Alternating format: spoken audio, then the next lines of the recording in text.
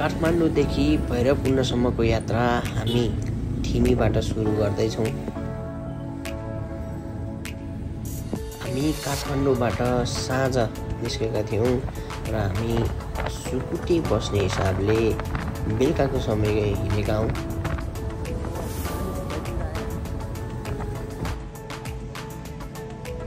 रातिको समय पानी छिटाइरहेको थियो र हामी यति बेला तुलालघाट पुगेका छौँ। अहिले चाहिँ बेलाको ट्याक्क 8 बजे छ होइन। हामी चाहिँ अँधेरीबाट चाहिँ अब भैरवकुण्डको यात्रा तयारी हुँदैछ। हिजो बेलुका चाहिँ हामी यहाँ आएर बस्यौँ। बे थियो दाइको जन्तीसँग यता आएर बसेको। अब हिँड्न लाग्यो होइन। मौसम अब यस्तो छ। हिजो त पानी परेको थियो, आज त ठ्याक्कै उग्रिएको मौसममा चाहिँ 12 विषय बजार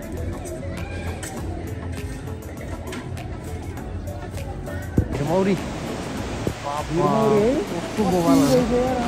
यहाँ निकाल्नै सक्दैन होला क्या। निकाल्न त अब तलैसम्म क्या, माथिदेखि तलैसम्म।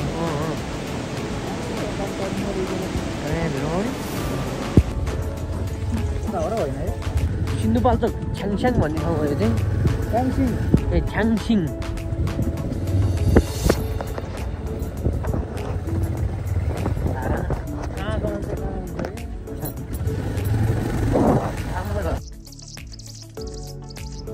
हामी एकछिन छ्याङसिङमा बसिसकेपछि त्यहाँबाट देखिएको दृश्यहरू तलको भोटेकोसी खोला, त्यसै गरी पहाडी गाउँहरू। यति बेला चाहिँ हामी लिस्ती गाउँमा आइपुगेको छौँ। एकदमै राम्रो गाउँ रहेछ यो। स्कुलहरू पनि बन्दै गरेको रहेछ।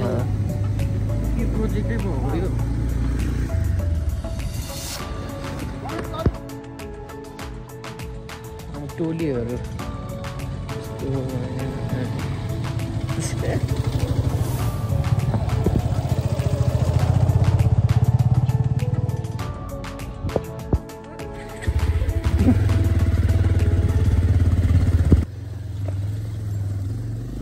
लिस्तीबाट कटिसकेपछि हामी अहिले चाहिँ छगाम गाउँमा आइपुगेका छौँ र योभन्दा माथि चाहिँ बगाम भन्ने गाउँ छ। हामी त्यहाँ गएर बस्नेछौँ आज।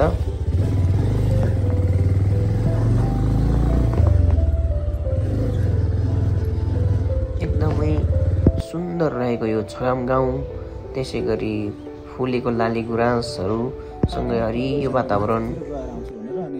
बगाम गाउँमा हामी यति बेला बसेको छौँ र भोलि बिहान हामी चाँडै हिँड्नेछौँ। मौसम खोलेको कारणले गर्दा हामी बगाम गाउँबाट माथि आधी बाटोसम्म बाइकमा जानेछौँ। पानी परेको भए हामीले बाइक यहीँ बगाम गाउँमै राखेर हिँड्नुपर्ने हुन्थ्यो र हामी 2 घन्टाको बाटो बाइकमा हिँड्नेछौँ र जहाँसम्म बाइक जान्छ हामी त्यहाँसम्म चाहिँ बाइक लानेछौँ र जहाँबाट बाइक जाँदैन त्यसपछि हाम्रो हिँड्ने सुरुवात हुन्छ। त्यहाँबाट हामी हिँड्दै माथि भैरवकुण्ड पुग्नेछौँ। मौसम उग्रे पनि राति परेको पानीले बाटो एकदमै हिलाम्मै भएको थियो र हामीलाई बाइक लान धेरै नै गाह्रो भएको थियो। 2-3 ठाउँमा धेरै नै यसरी हिलो नै भएको कारणले गर्दा बाइक तान्न थियो।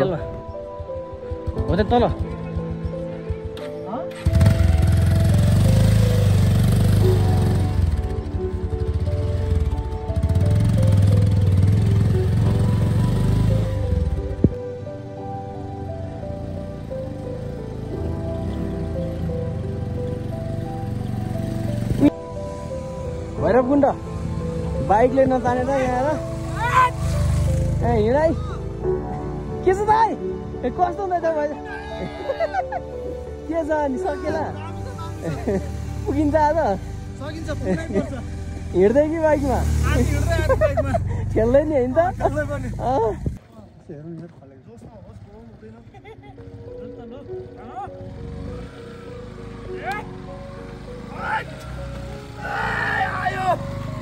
आयो घोडा आयो। यो चाहिँ छगाम हो। छगाम के गरे यो चाहिँ यसरी रोजन त यार। राजदै ल मेरो पनि छ। यसरी रोजन त यसरी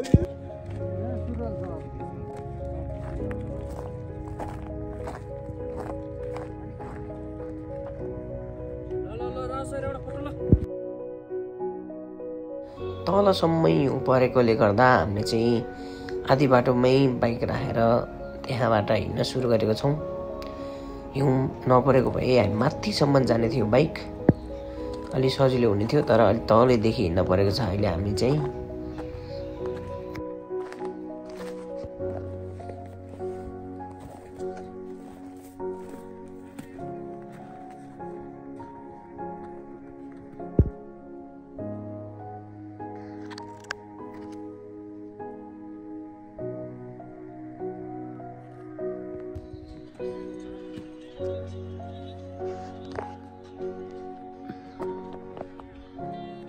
हामी चाहिँ यहाँ बाइक राखेर हिँडेको।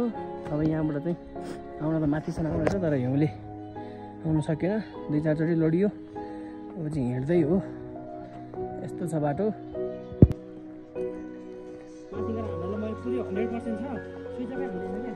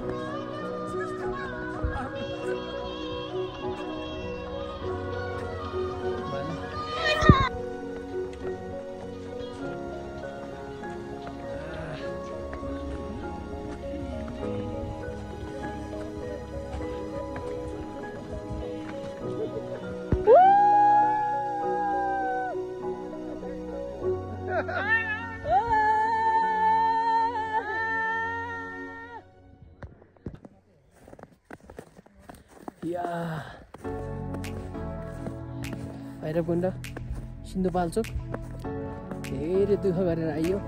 बाटो अप्ठ्यारो छ, बाइक अलि राख्यो, अन्त यहाँसम्म आउनु छ, तर आउने समय यस्तो हिउँ छ, यस्तो हिउँ छ, यो यस्तो खालको हिउँ छ। बाबा सिन्धुपाल्चोक बसेको के अरे भैरवकुण्ड।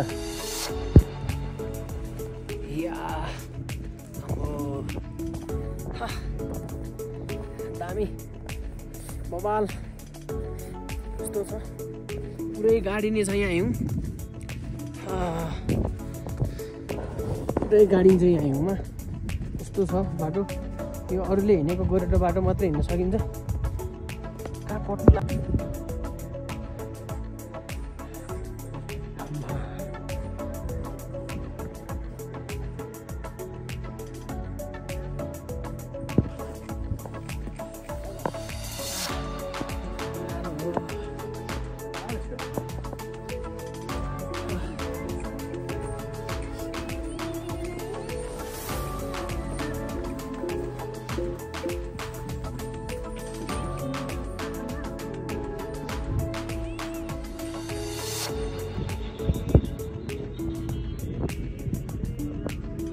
है दाइ स्वर्ग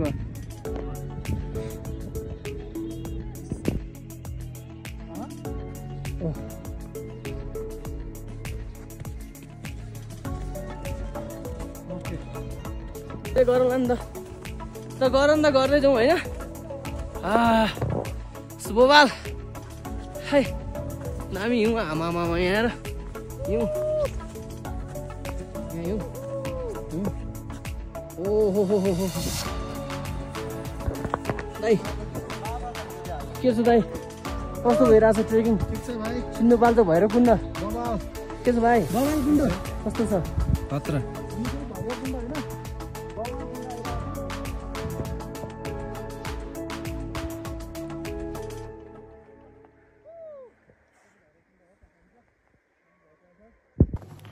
सिन्धुपाल्चोक भैरवकुण्ड बाबा सब ताल हो, बबालकुण्ड हो, बबालकुण्ड त्यसो भाइ ल सब जम्या छ यो ताल चाहिँ होइन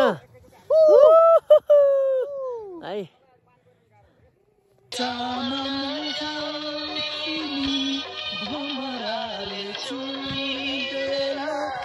कुरा